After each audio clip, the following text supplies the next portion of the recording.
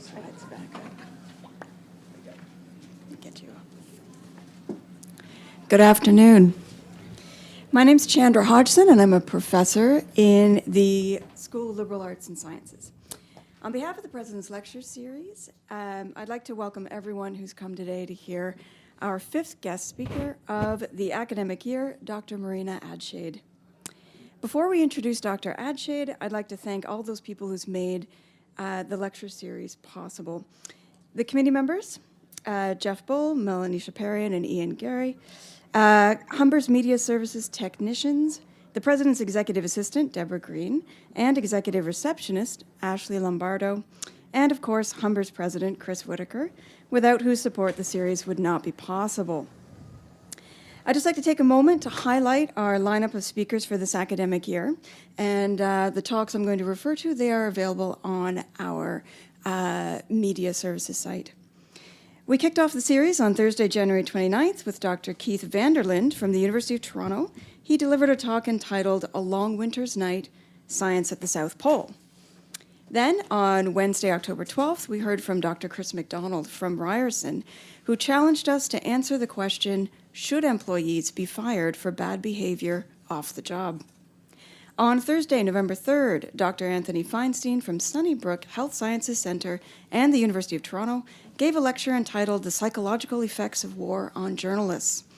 And on January 26th, we heard from Dr. Sarah Hunt from the University of British Columbia, who delivered a lecture entitled Bodies of Resistance, Protecting Indigenous Lands, Waters, and Lives. Each of these lectures is available for viewing on our archive by following the links for the President's Lecture Series from the Liberal Arts and Sciences homepage. To finish off our series, we have one more lecture to tell you about. We will hear from feminist advocate, organizer, and analyst Steph Guthrie, whose work focuses on the intersections between gender, culture, and technology. She will deliver a talk entitled Online Violence, Redefining the Trolling and Cyberbullying Narratives. That one will take place at the North Campus in the 7th semester on Tuesday, March 21st at noon. Aside from our webpage, we advertise upcoming talks in the Communique, Humber Today, Humber TV, on HSF bulletin boards, along with Humber's Facebook, Twitter, and Instagram pages, so keep an eye out. I'd like to take this opportunity to welcome everyone watching via live stream at the North and Orangeville campuses, and to extend a special welcome to students from the General Arts and Sciences program studying literature with Professor Barbara Morris, and our Level 8 EAP students from Professor Brett Reynolds' class, who are in attendance today. As you listen to the lecture, don't forget to jot down questions. We'll have a Q&A session following the talk. And if you have a question for Dr. Adshade, we'll just ask you to speak into the microphone that's set up over there in the middle. This is so that the folks listening on the live stream will be able to hear you. If you need a microphone brought to you, just raise your hand. I'll be up here moderating the Q&A, and I'll be able to just bring you a microphone. We have a little reception with refreshments following the talk, so I would encourage you to stick around for that if you can.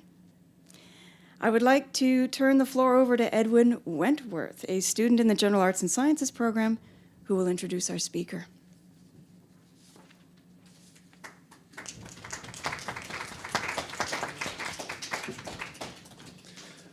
Hello, everyone. This microphone's really low. You can pull it out. There you go. There we go.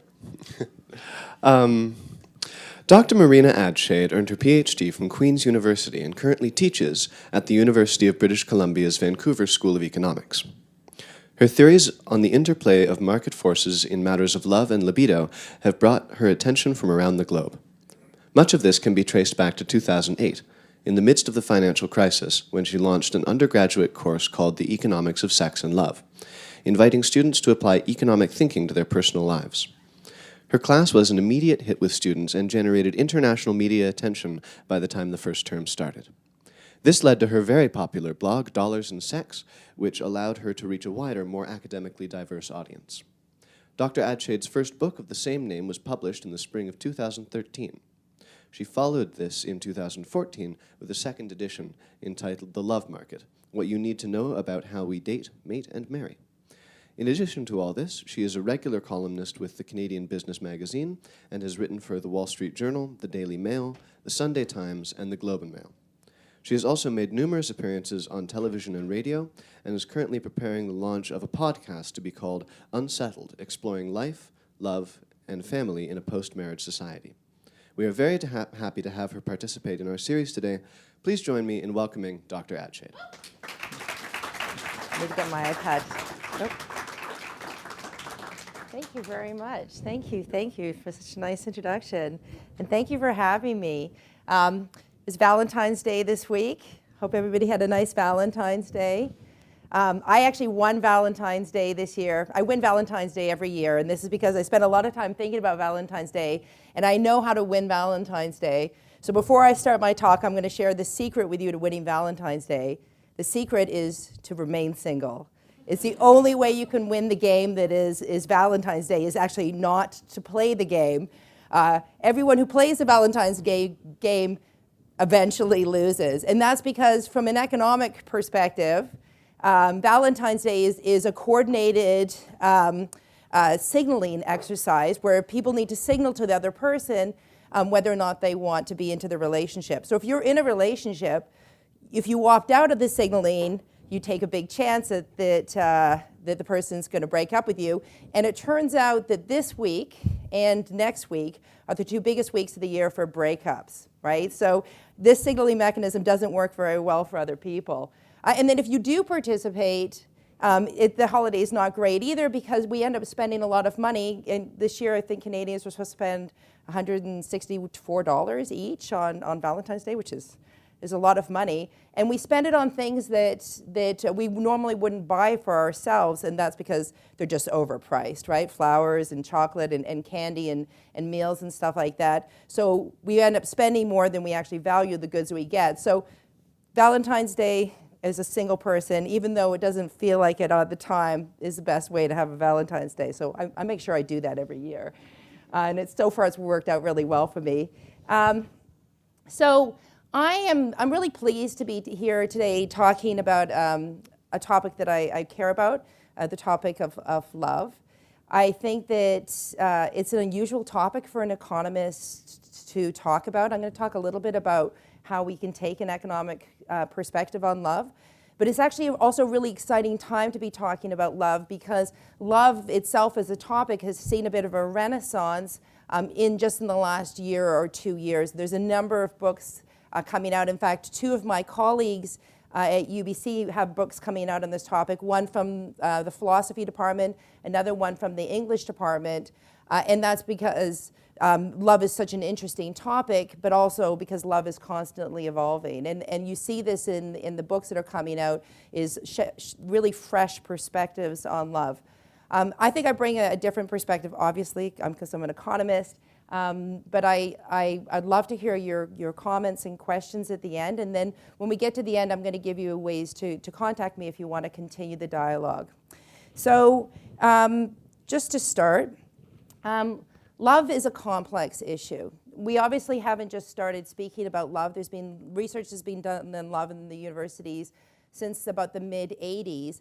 And there's been a little bit of a back and forth on what love actually is. Is love a biological response? It's just driven by chemicals that are in our brains? Well, some would argue that it is. Is love a social construct that is independent of our biology? Others would argue that it is those things too, right? I have a perspective that really love is both of those things, right? Both social construct and biology. And the reason why, to me, love is both social construct and biology is that surely we know that we have a biological response when we meet somebody that we're attracted to. That biological response continues long into our relationship. It doesn't last forever. The biological response to being with somebody lasts about 4 years. That's pretty good. We've got 4 years. But we know it has to be a social construct as well, because it changes from one place to the next, and it changes over time, right? So it can't be purely biology, because if it was purely biology, what it meant to be in love today in Toronto in 2017 would be exactly the same as what it meant to be in love, in England in 1500, but these are not the same thing. So we know that there has to be this social element to falling in love.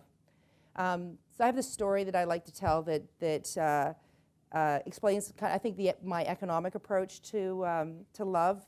That is where, economics is neither about social construct or biology. Economics, I don't know if any of you take any economics classes, but economics is just a study of human behavior and how individuals make choices when they're faced with scarcity, right? And I think that when it comes to love, I think that we all understand the concept of scarcity, but what we have a harder time understanding is the concept of choice, the idea that you choose who you fall in love with. And so I like to tell this story because this is a bit near and dear to my heart. I don't know if you know which bridge this is. Does anybody have any idea? Yeah, this is a Capilano suspension bridge in North Vancouver. And it was used to do research back in the 1990s by psychologists who were at the University of British Columbia at the time. And they were what they were doing is they were studying how people can fail to interpret their own biological responses. And so what they did is, the experiment they did is this, is they had a researcher. It's a young woman who's an undergraduate student, who's probably one of their students. I'm going to presume she was attractive, and you understand why I say this as part of the experiment. And what she did was she stood at this end of the bridge. Now you can see the bridge. If you've not been across it, it's 90 meters high. It sways. It's quite exhilarating to walk across. You walk across, your heart is pounding, your adrenaline is pumping by the time you get to the other side of the bridge. And what she did is she stood on this side of the bridge with a clipboard in her hand and a piece of paper, and she's told the people who came across the bridge that she was an undergraduate student doing a project for one of her classes. Would they help her? Actually, you can tell this happened a long time ago because it's completely unethical to lie to people about participating in a study. We don't allow this anymore, but it worked back in the day. And there's a number of studies you hear about every once in a while, you think that is just not ethical. But anyway, she stood there and she gave them a test. And their test was a measure of romantic attraction. And then at the end of the test, and I always think this is the cleverest part, is that she said to the person, it was all men, she said, if you have any more questions about this study, why don't you give me a call? And she wrote her phone number down on the corner of the piece of paper and ripped it off and handed it to him. They did this on here, and then they did it in a nearby park just across a bridge that you wouldn't even notice. You'd walk across just a plank. And what they found is that people who had come across this bridge had showed significantly higher signs of romantic attraction, and they were 8 times more likely to phone her and follow up, right? So essentially what had happened is they'd walked across the bridge, they had their heart pumping, the adrenaline flowing, and when they met this young woman on the other side of the bridge, they misattributed those physical responses to the response of being in love with her, or at least being attracted with her. They made a choice, right? And so love, your biological response may not seem like a choice, but whether or not you interpret that biological response as being love, that is up to the individual, right? And that, I think, is what gives us some leeway to think about these responses from an economics perspective, because people do choose who they fall in love with. We know this to be true because, for example, over time, we've seen more and more what we call marital sorting, people marrying people who are similar to themselves. People don't randomly fall in love with people. You don't very rarely see lawyers falling in love with janitors, for example. Lawyers tend to fall in love with people who are in similar social groups, education groups as themselves. And that's because people make these choices. So I've already said that, that love changes over time, and this is the kind of element that interests me. The idea that love is not a fixed point, that it changes from place to place, and it changes from one point in time to the next. And I think that for us, the last century has been a particularly kind of revolutionary time for our approaches to love. So here, I like these pictures. I don't know if you know who these 2 gentlemen are, but these are the first 2 people in Canada to have equal marriage. So. And then you can see the other descriptors. So In some societies, people marry without even meeting, without love. And it's not that there's no expectation of love within those relationships. The expectation is that love will grow out of the relationships. There are points in history in which love was a transaction around power and around land. It was never universal, but it was certainly true for certain classes of people. This here, I'd be happy to tell you this later, but this is actually the very first love poem that's been found. It's over 2,000 years old, and I was telling Barbara earlier, it's very, very dirty. It's very, very dirty. It's worth reading. And it starts off very economic, so I was really excited on the onset where she says, my father wanted me to marry the butcher, but I said, no, I will not marry the butcher. And it's a little economic story, but then it gets very dirty very quickly. Anyway, so we know that love changes. And so whenever something changes like this from one place to the next and one point in time to the next, then the economist in me says that there is the potential here for an economic story. And so that's the story that I want to tell you today, is the economic story. And where we're going with the economic story is to talk about where we are today in terms of our relationships, and particularly where we are today in terms of marriage. I think that everybody knows that we're in a point in time in which marriage is rapidly evolving. You know, here in Canada, we got equal marriage rights in 2005. Other countries around the world have been fighting for this, but I think we recognize that this is not the end of the discussion about marriage, and that this discussion will continue. But I'm going to argue here that the reason why we're having these conversations and why we are taking this approach to marriage, that marriage can change over time, is a function of the changing economic system, the changing economic reality of the world in which we live. So this is Esther Boserup. I like to put her picture up because she's actually a little bit my hero. She did her PhD in economics in 1930.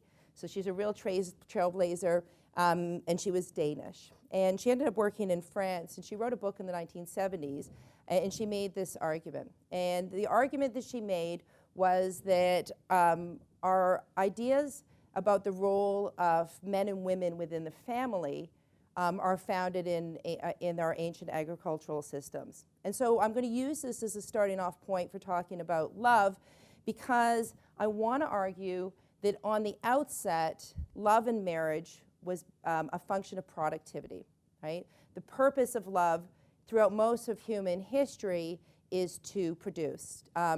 Economist Gary Becker in the 1970s, he liked to argue that the family was like a firm where people coming together to produce children and household goods. He was probably right at the time that he said it, but unfortunately for him, at the time that he said it, that system of marriage was rapidly disappearing. But Esther Boserup, she's the one who kind of first found the roots of that, and so that's where my story is going to start. So the story of love starts 2,000 years ago. And it starts 2,000 years ago because there's an important change, and the change is, he's adorable, right?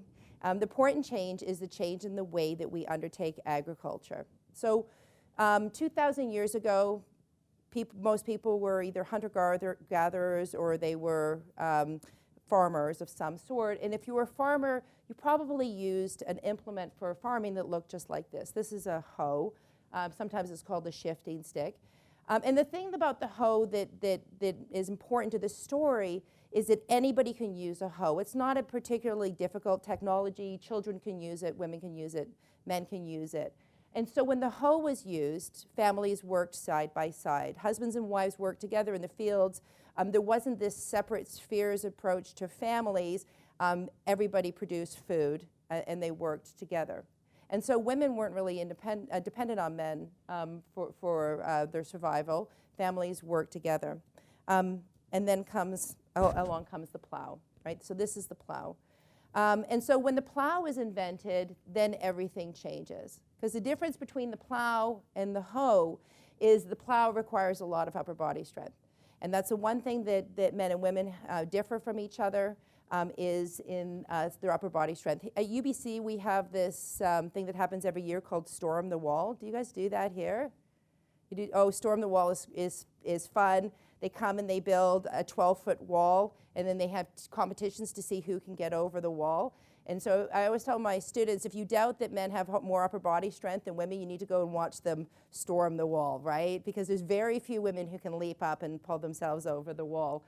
And it's just body dimorphism, so more upper body strength.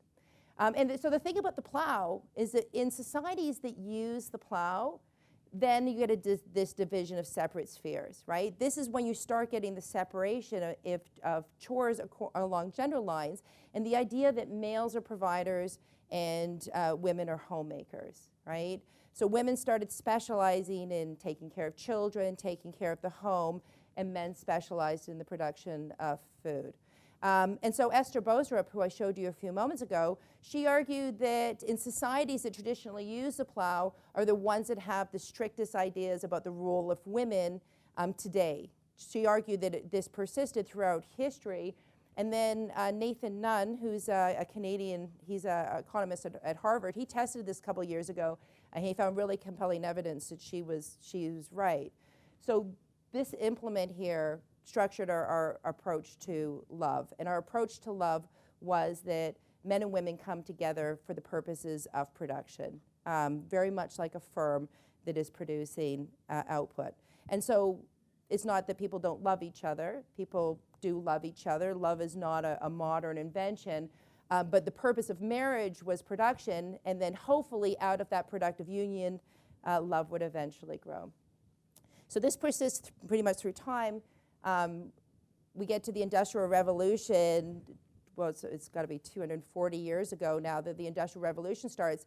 And the Industrial Revolution just amplifies that effect multiple fold, all right? Today, often when we talk about traditional marriage, the idea that you have a woman at home taking care of children and a man who goes out to the workforce, this idea of traditional marriage is actually fairly new in the scheme of things. It comes out of the Industrial Revolution. This is when we get what we call the male breadwinner model of marriage. And so during this period, men are working and women are at home. Men are working in part because you've already have this previously established gender norms around women's role in the home, but mostly because men get paid so much more than women, right? So it makes sense for men to go in the workforce. They're specializing in the tasks at which they are best at. And so people move to cities. They start having fewer children, so we start seeing smaller families, but we see bigger gender divides. And what happens to love over this period, which leads into the Victorian period, is fascinating, because what was about production before just becomes more reinforced, right? There's no expectation in the Victorian period really that women are going to love their husbands, certainly not before marriage. A lot of approaches to love and relationships in this period are about duty, right? And so if you read about women marrying in the period, you often hear passages about, women loving her husband in the sense that she respects him and he's a good breadwinner and so on, and not really the approach to love that we take today. So that's the Industrial Revolution. And then this is where we end up. So the story about the transformation, the kind of marital revolution that we've observed, we all observe at this point in time, we like to think that this is some modern affair that started, when online dating became available. Do you know when online dating became available, by the way? It's heading up to 25 years that online dating is being available. Often we think this is like a new technology, but it's been around for quite a long time now. But we often date it to that. And actually, whenever I tell people that I talk about technology and love, they often say to me, oh, online dating, right? But online dating is more the end of the story than the beginning of the story. The beginning of the story is the end of the last century, all right? The beginning of the 20th century, because this is when we get huge changes in the way that people organize their relationships. So, end of the Victorian period, there are problems, right? Two problems. One is people are just having more children than they can possibly support, right? And the second problem is that women are overburdened working, especially working in cities. And technology often arises to solve our problems, and this is exactly what happens in this case. So we get all these technological advances, right? The first is technology that comes in the home, such as a washing machine. I don't know if you've ever seen a washing machine like this. When my mother was little, her mother had one, and she got her arm stuck in the wringer at the top, which apparently was a fairly common experience to get your arm sucked into these things. It's just squeezing the clothes. But technology the technological advances were incredible. So I looked this up just recently, and it's roughly 100 years ago from right now when you started getting things like refrigerators in the home, right? These appliances, refrigerators, washing machines in particular, it used to be the case that before the electric washing machine, the average woman would spend 2 full days a week doing the family's laundry, right? How long does it take you to do your laundry now? I know you probably want to say 2 hours, right? You want to say 2 hours, but in reality, it's not 2 hours because the machine does all the work. It's more like 20 minutes, right? And if you don't fold your clothes and put them back in the drawers, it's even less than that, right? So 2 days a week down to 20 minutes. These are incredibly labor-saving devices, right? And so this starts to shift the nature of marriage, right? So if marriage throughout most of human history has been people specializing in tasks, men being in the workforce, women being home, all of a sudden women's time is being remarkably freed up, replaced in the home, right? Today we love to talk about robots replacing workers in the workforce. This is a very popular thing to talk about at the moment. Really, these machines replace women's work in the homes.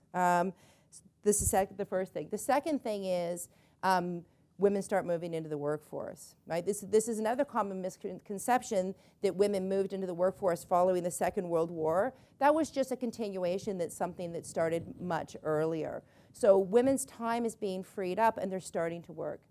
And so the first big change is increasing female independence, an ability to support yourself, an ability to contribute to the family. So that dynamic of male breadwinner, it starts to break down way earlier than we think it does. I love this picture, by the way, because if you read the sign, that this is from like 1910, the sign at the top says it's the computing division of the company. I could talk all day about this picture because this is I find this period really interesting. And then the third big thing is birth control, right? Birth control pill is legalized in Canada. It's legalized in 1969 for married couples. It's into the 70s before it's legalized for single women. But birth control starts to advance really rapidly before the beginning of the 20th century. So all of a sudden we're getting these changes. Women's time's being freed up in the home. Jobs are arriving and they're making possible for women to move into the workforce. Women are becoming better educated as well. And then now they're getting the ability to control the number of children they have. So all these jobs that had previously done by women in the home, there's just less need for it. So the need for marriage as a productive unit starts to break down.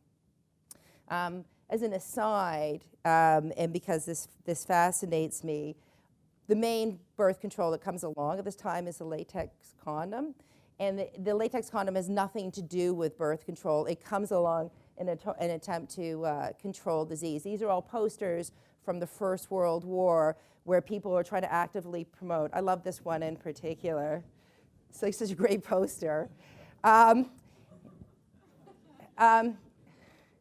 for you, buddy. And also this one, Condom Man. So this seems like a little bit of a gratuitous segue, but it actually really matters. And that's because of the following.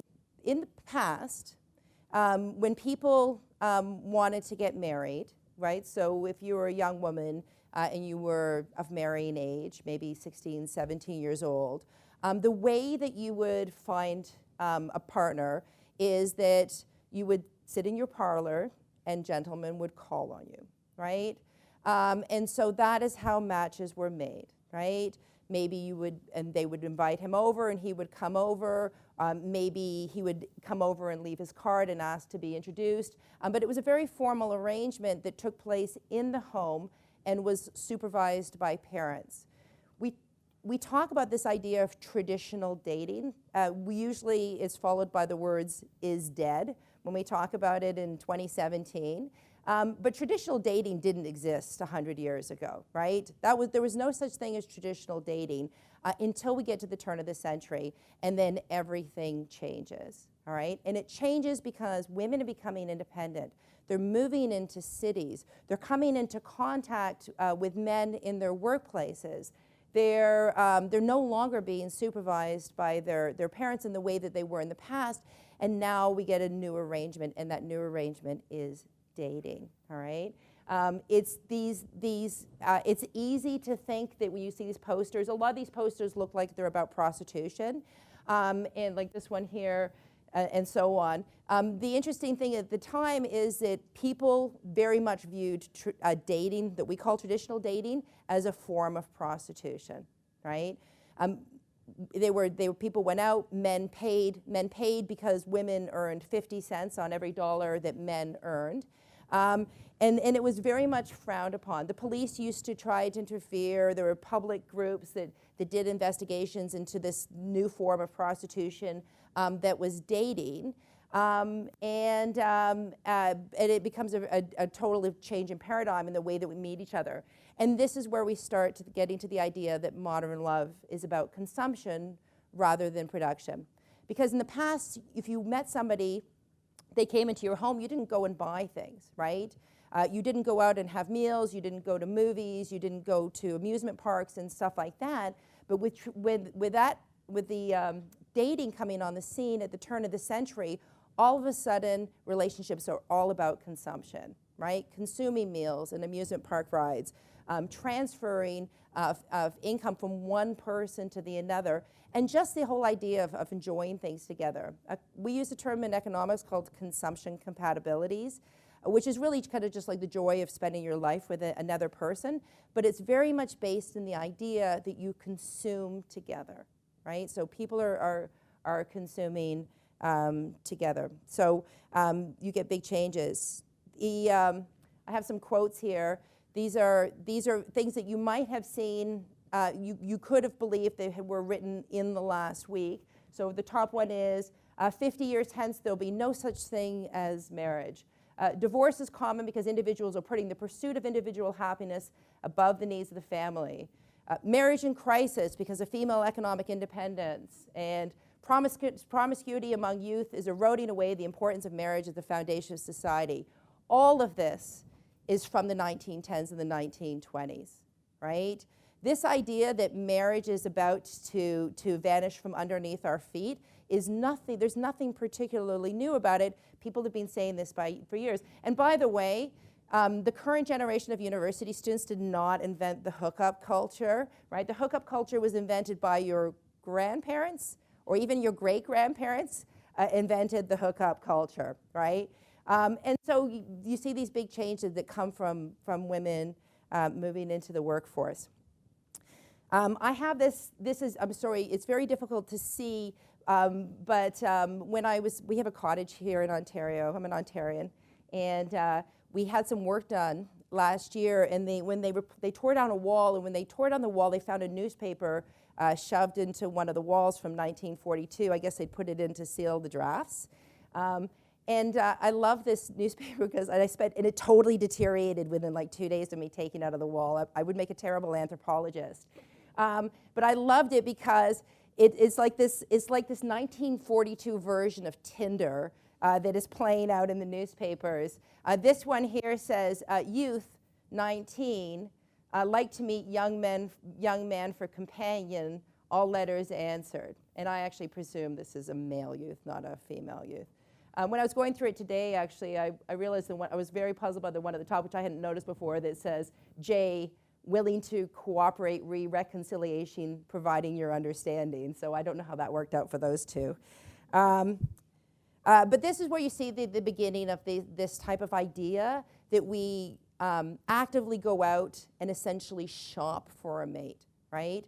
online dating, when we got that in the early 1990s, that facilitated a process that had actually been going on for a long time, right? It started with newspaper ads. It moved on to other things, matchmakers, for example, into the 1970s. I watched an episode of The Odd Couple. Most of you won't remember this show, except there was like a brief revival of the show a couple of years ago or last year. But I was watching the original. It's about two bachelor men living in New York, and the episode was filmed in 1978. And Oscar has signed up for computer dating, right, in 1978. And I was like mesmerized by this. You know how much it cost to computer dating in 1978? It's like $260. It was very, very expensive. Nobody would sign up for this now.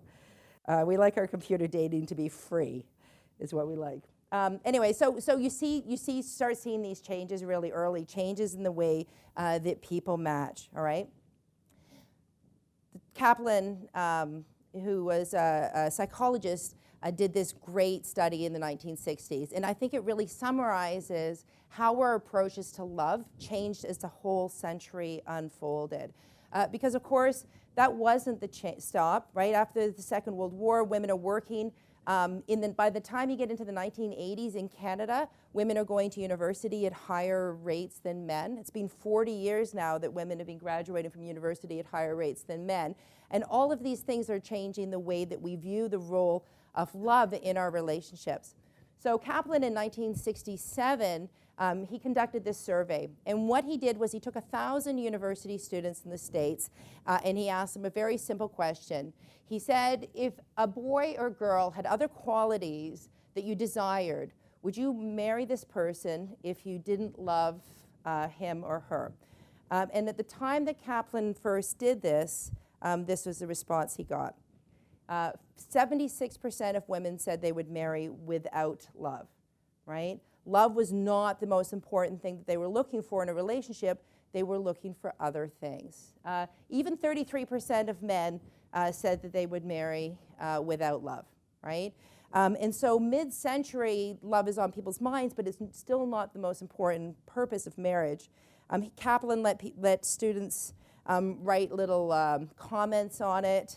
And one, this student wrote, if a boy had all the other qualities I desired and I was not in love with him, well, I think I could talk myself fall into love. Hashtag said no university student in 2017 today, right? Okay. So this study was fascinating. So it's been done over and over again. It was done just 7 years later. It's done, and the numbers have dropped dramatically.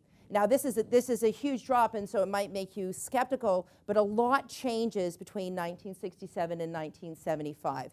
The big change between 1967 and 1975 is that by 1975, all of these university students have access to birth control pills. They all know that they're going to be able to control the number of children that they have.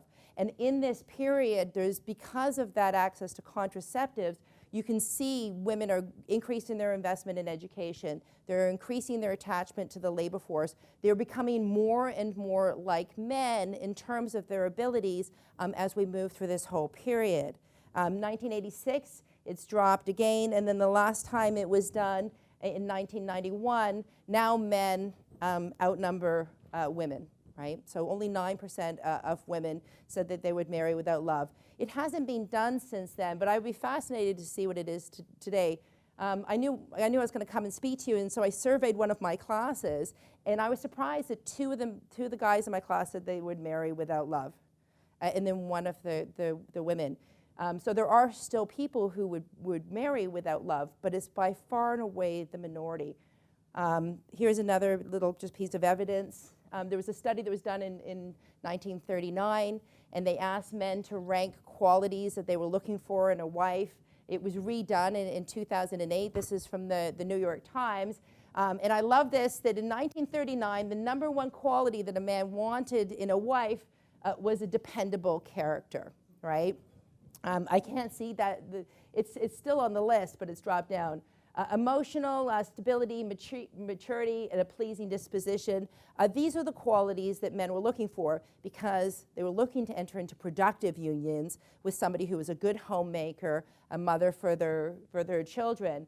Today, number one, unsurprisingly, is mutual attraction and love.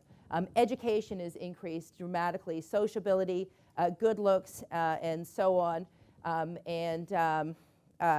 of the things that we actually generally know that people are looking for in relationships, right? All right. Okay.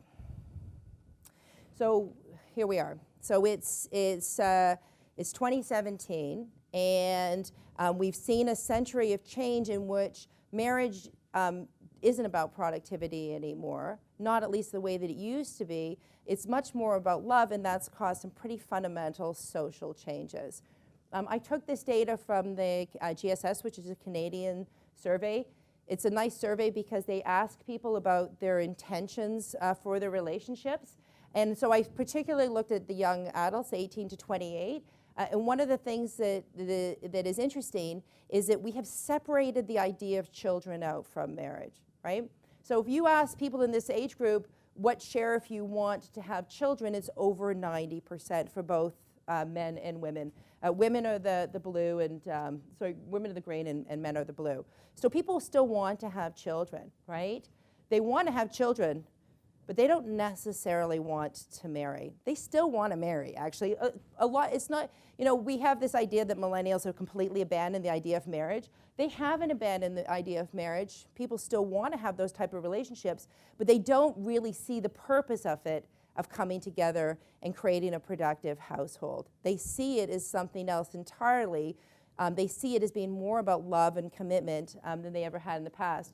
I included cohabitation in here just because I find it interesting, is that women want to marry more than they want to cohabitate, and men want to cohabitate more than they marry. Most of these people will marry, right? I think chances are the current generation of young adults, by the time they hit 45, the overwhelming majority, probably more than 90%, will have married because we continue to see this.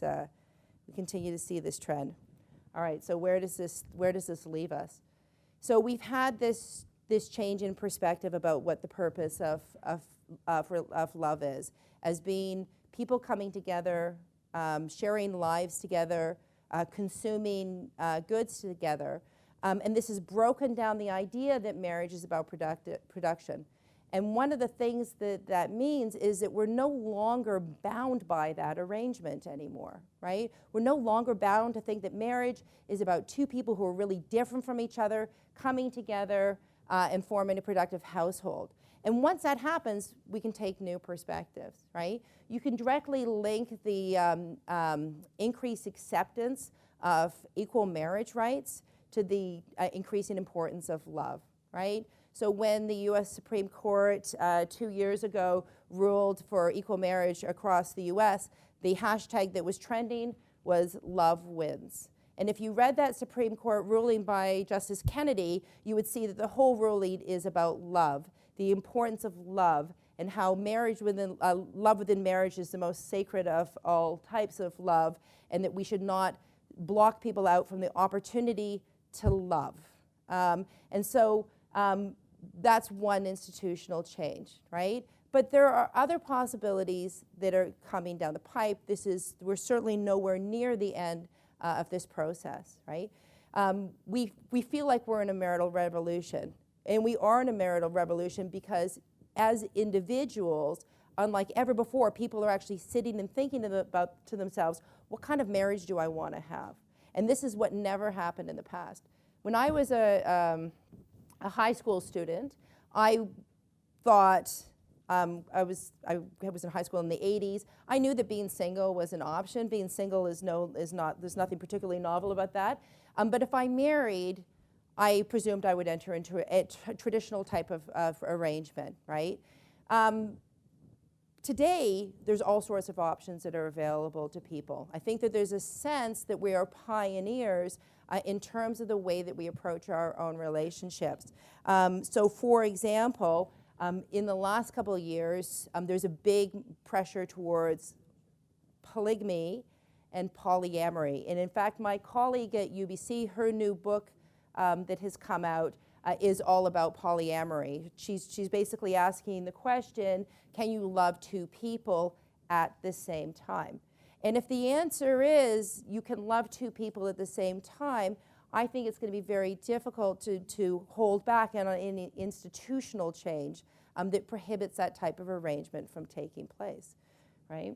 Another thing is the movement towards either short-term marriage contracts or no marriage contracts. This was a bit of a debate in Canada last year. It seems to have died off, but there's no way this is going away, right? So our current arrangement for marriages is till death do you part, right? I went down to Utah and I talked to a Mormon university and I got corrected on that because apparently among the Mormons it's not till do you part, it's for all eternity, right? Which is a super long time to be married to someone. But the death you part, actually that arrangement makes a lot of sense when you have a productive marriage. And that's because in a productive marriage where women are specializing in children and men are specializing in work, women really over-contribute when they are young and their children are little. Men over-contribute when they're older, all right? Or they certainly contribute more as they move through their life, especially because people's incomes increase as they get older. And so you kind of need the long-term contract to encourage women to specialize, right? The long-term marriage contract to death or part is necessary to get women to stay home with children. But if we're not doing that anymore, why do we even have that arrangement, right? And so the question is, why not have short-term contracts? Why not have people get married and stay married for 3 years and then the marriage dissolves, right? Or 4 years and then the marriage dissolves and then you have to go and get remarried. You get it's just like your your driver's license lasts 5 years, so I don't know why it's 3 or 4 years for marriage.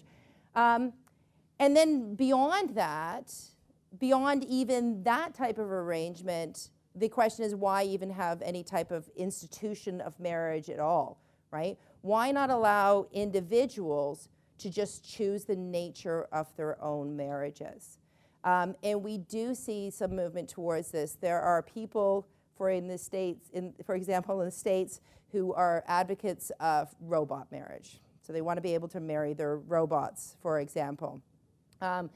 There are people who are saying, well, how come I can't marry my best friend, right? How come can I get married and actually not be having an intimate relationship with the other person? Can I get married purely for the purposes of having children? Those are companionship marriages, right? You meet somebody, you may not be romantically interested in them, but they would make an excellent parent. Maybe that is a marriage too. And I think that this is where all the discussion is going in terms of marriage, and I think it's all being driven by the fact that marriage is no longer about production. Today, marriage is more about love, and it's more about consumption than it ever was before. So I want to just leave off by saying, as was said in the introduction, I'm starting a new podcast. I'm going into production with it next week. I'm very, very excited about it. The title of the podcast is Unsettled: Exploring Life, Love, and Family in a Post-Marital Society. And if you're interested in following that discussion, you can find me and the podcast on Twitter and on Facebook as well. I would love to hear it because I think that really the time for us to kind of wring our hands over what has happened in traditional marriage is over. And I think that it's time for us to actually start having serious conversations about where marriage is going to go in the future as our economy evolves and as our approach to marriage changes. So that's it.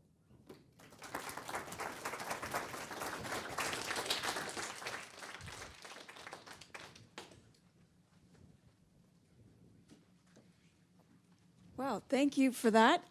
We certainly have a lot to talk about, and that's given us a lot to think about. We now have time to take questions from the audience. And please remember, if you have a question, we need you to make your way to the microphone so that we can hear you on all of the simulcasts and everything.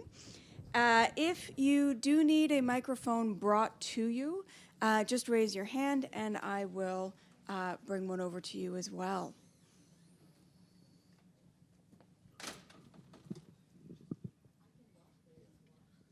That's the preference, but I can bring one if you need.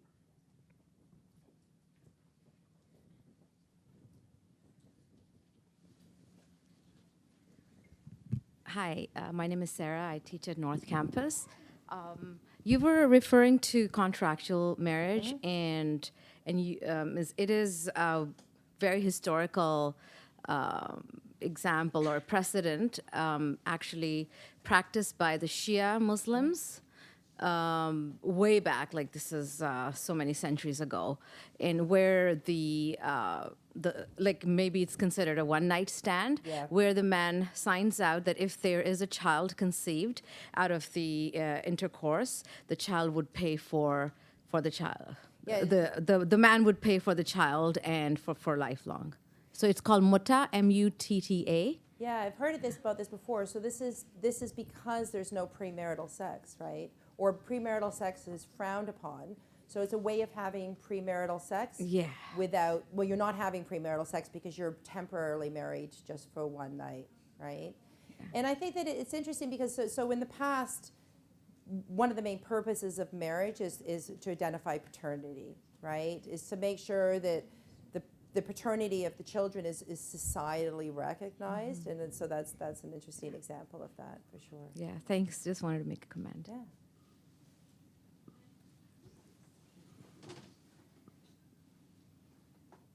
Hi. I just read an article on Vice about this guy, Berger, who wrote a book called Datanomics.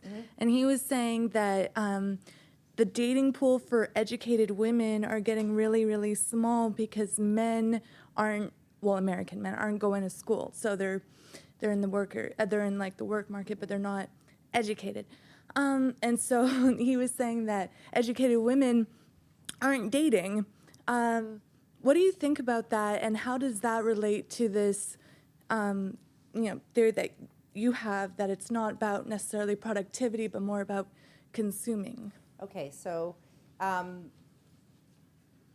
this is not true, right? So the interesting thing about where we are right now in history is that, and I'd love to talk about this more, is one of the things about the importance of love and marriage is that there has been a very serious class effect, right? Where the people who want the non-productive marriages the most are people who are in the top of the income brackets, right?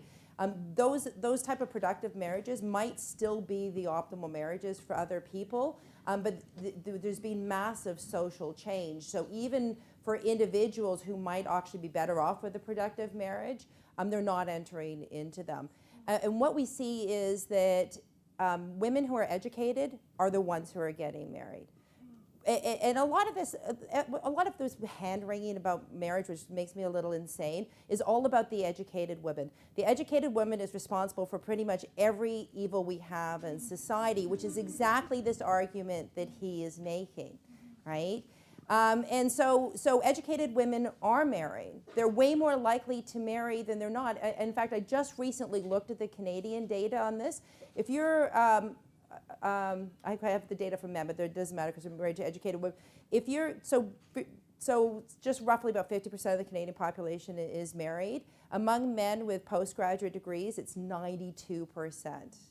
They're more likely to marry, and they're more likely to stay married, and they're marrying at younger ages. So the first time in history, women with university degrees actually get married at younger ages than women who have just high school or less. And they're having lots of children, right? It's a fast, we've seen this real reversal, right, that has happened. But you know, this is kind of a continuation. You're too young to remember, but some people will remember that Newsweek magazine in the 1980s had this whole article saying that a woman who has a university degree is more likely to be killed by a terrorist than she is to get married. And the article was fascinating because basically it was a warning to women that if you spend your time in school, you might never marry, right? And none of it's played out. None of it is played out. The overwhelming majority of those women have married, right? They're killed by a terrorist as women over the age of 40. So if you had a university degree and you were 40 and single, they said you were more likely to be killed by a terrorist than marry. And in the intervening years, that was 1986, 68% of those women actually married. So I wouldn't put too much weight into that type of argument. Unfortunately, I'm going to have to ask the question Are you going to wait for my answer? Or? Well, I can see it online. I can see it. Okay, so the argument is that we've moved from marriage, from a productive model of marriage to a consumption model of marriage. What exactly are we consuming now? I mean, I know it's love, but I guess another way to ask the question, what is love? Are you going? Well, I'll sit down. Okay. So we're consuming love, and we're consuming other things with the people that we love, right? You know, I always like to think about it is this way, is that I could go to Italy and I could travel around and I could have a really good time, right? But I could go to Italy with somebody I love. It would be cheaper for me, right? I could do more things because we'd be sharing hotel rooms and cars and stuff like that. And so I could consume with that other person, but then I also just have the joy of sharing that experience with that other person. And I think that's really what we're consuming today. And you know, you can see this on online dating profiles, because on online dating profiles, what people list in their profiles is things they want to consume with the person that they're looking for, right? The movie High Fidelity has this great line where he says, "It's not what you are like, but what you like." And people are matching over things that they like to do. So it's experience. People are looking for experience. They're looking for experience. So in China, we have the gender disparity because of the one-child law and all that. How is that affecting the idea of love and marriage in China? That's interesting.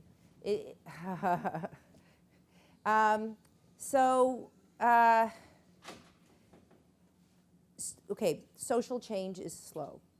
Okay, so the social change that we've seen in the West has played out over a long period of time. So if you go back to the Industrial Revolution, the average woman in Canada was having 5 children. You get to like the 1860s, the average woman is having, 7 children, 6 children.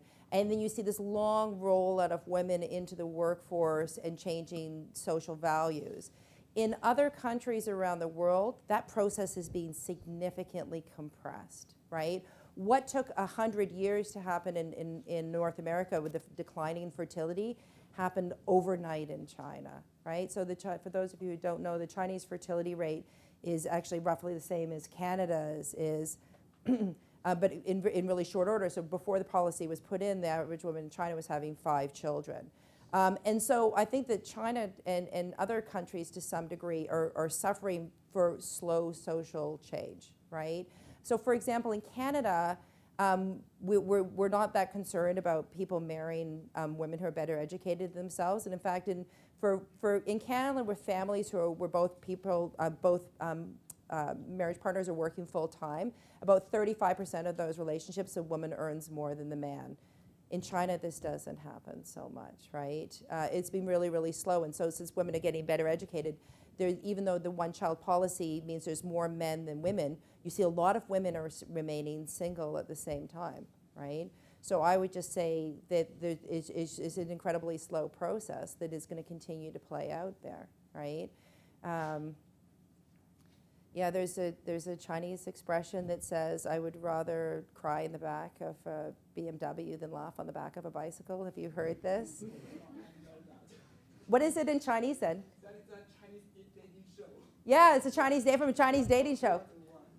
So I think that these ideas about male providers and female caregivers, I think are persisting there. But that's perhaps your students actually would be able to have more to say about that than I do. And I would actually be very interested to hear what they have to say.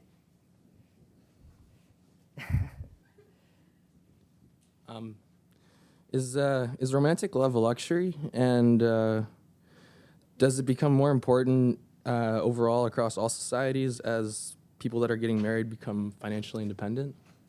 So you want to ask whether or not it's a luxury in the economic sense, or what do you mean by luxury good? Like it's not really. Yes, in the economics. Yeah, in the economic sense. Okay, Sure. so in the economic sense, a luxury good is a good that you only consume once all of your other needs are satisfied, right? I don't know that love really falls into that category because luxury goods are ones where you have to actually physically buy the good, and so if I buy the good, I have to take away from my housing and my food costs, and so then I wouldn't be able to consume it. So it's not the same in that regard. But given how we're seeing this inequality in marriages and in terms of quality of marriages, like the divorce rate, people keep saying the divorce rate is like 50%. The divorce rate is nowhere near 50%. It's actually at its lowest level now that it's been since the early 1980s. But the people in the top of the income distribution almost never divorce. People with a degree beyond an undergraduate degree, only 3% of that population is divorced. It's shockingly low. You compare that to people in the lower group, it's much higher. And so it's a luxury in that sense that it seems to be the people who are in the top of the income bracket who are really benefiting from the new approach to marriage. You had a second part to that question, though. Yeah, I was just wondering if romantic love becomes more important across all societies as people that are getting married become more financially independent. Yeah, I would argue that it Yeah. does. It's particularly female independence. Yeah. Okay. Thank you. Hello, guys. I'm Leo, and I'm from the Humber Business School. And thank you. This session is amazing. Oh, and good. by the way, according to Canada Statistics 2016, the divorce rate in Canada is 48%, and the US is 53%. Okay, but this is why we cannot Google statistics. Yeah. Do you know why? Because Canada stopped collecting data on divorce in 2008. Oh. Yeah. Okay. Great. Yeah. Okay. Come back to my question. It's just like I want to ask what kind since about nowadays, especially in modern time, because we have something called the hookup apps, Yeah. and I kind of confuse young people about the correct or appropriate concept towards love, because if we use the hookup apps, we can get the flash pleasure with very, very little investment, and a lot of people may believe that is love, and sometimes people don't want to have a long-term love or compared to the short-term. So my question is what kind of suggestion do you have for young people like us? What is the correct concept of love? Is that good to have a long-term relationship or short-term relationship? So I'm so glad you asked this question, Leo, but you're not going to like the answer. Yeah. I mean, the answer is simply love is whatever you want it to be, right? In 2017, love is what you want it to be. There is no right and wrong way to this, right? And the thing about Tinder and the other hookup apps is that people, their perception is that they're just using them for hooking up, as you say. When they survey Tinder users, many people claim they're looking for love. In fact, men claim they're looking for love on Tinder more than women claim they're looking for love on Tinder. I wish you asked me afterwards. I'll actually look up the percentage of men who say they're looking for love on Tinder. It's surprisingly high. So I think people are still looking for maybe they're looking for short term, but who's to say whether or not which is better, the short term or the long run? It's certainly not my job to dictate that, right? yes, yeah, that is absolutely correct. I think but last question is I'm kind of nervous. Sorry, just how to keep people keep a relationship fresh. I mean, keep people relationship longer for a longer term, I think. Okay, I'm going to answer with a suggestion. There's a psychologist in the U.S. by the name of Esther Perez. She has a TED Talk on exactly this topic, and it's really, really good. And again, I will give that to you afterwards. Thank you. She talks about this idea. Okay, thank you so much. My pleasure. A lot of what you're talking about is kind of notions of where perceptions don't line up with data and with actual fact. I'm wondering, this is rather open-ended, but are there any other large narratives that exist out there that you consistently come up against about millennials and marriage and love, those kinds of topics that just in your research have found are actually based on nothing? Are there any kind of narratives that are constantly pushed that just are not true? Yeah, well, I've already raised so many of them, right? But there's like, I think that the main one, which has been raised actually a couple of times, because I think the book is written by the same person who you just mentioned, Dan Berger. Yeah. Is this idea that access to online dating and apps is actually reducing the quality of people's relationships. And in fact, if you Google, you know how Google completes your search terms? If you Google why do people divorce or why do people cheat, the number one thing that always comes up is it's the internet, right? And so the internet is being blamed for eroding relationships, but there is no evidence that that is in fact true. In fact, the opposite is true. The thing about access to the internet, and it's not just online dating, the most important parts about the internet are Facebook and Twitter and social networking sites for people meeting romantic partners. That greatly outweighs online dating. It's improving the quality of people's relationships. It's one of the reasons why the divorce rate is falling, is because people search better, right? You know, it used to be that you married the person you went to high school with. What kind of quality of a relationship was that, right? Now you can have all this list of qualities that you want in a person, and you can look for them. And you can continue to look for them until you find them.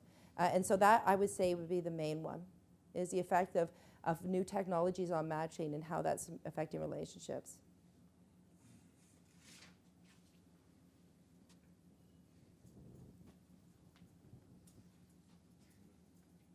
Hello.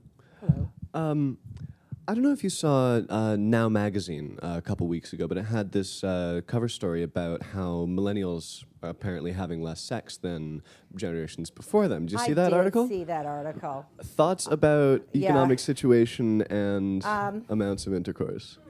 Well, so it's interesting because we have the hookup culture. The millennial generation did not introduce the hookup culture. And in fact, the generation that has had the most sex partners is the baby boomers, right? By a long shot, right?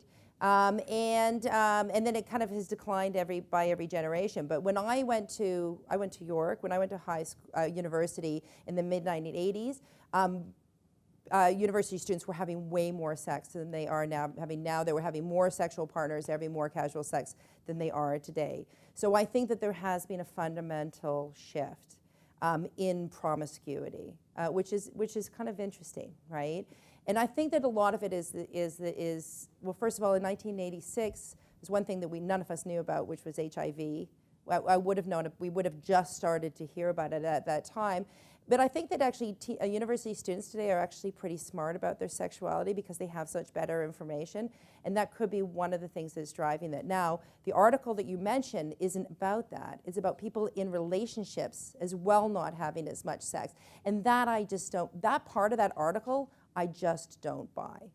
Right? The thing is, because you can't, well, as a researcher, I met this couple and they haven't had sex in a year is not a data point, right? Well, it is a data point, but it's not comprehensive. I'd want to know a lot more about what actual couples are doing than just anecdotal evidence. So I'm not convinced by that. So I don't know. I believe they did have some statistics showing that sex with couples was on the decline with millennials, and then they backed it up to have a story with.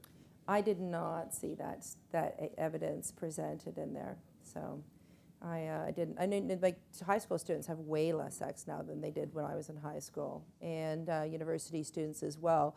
But I don't know that that's true for.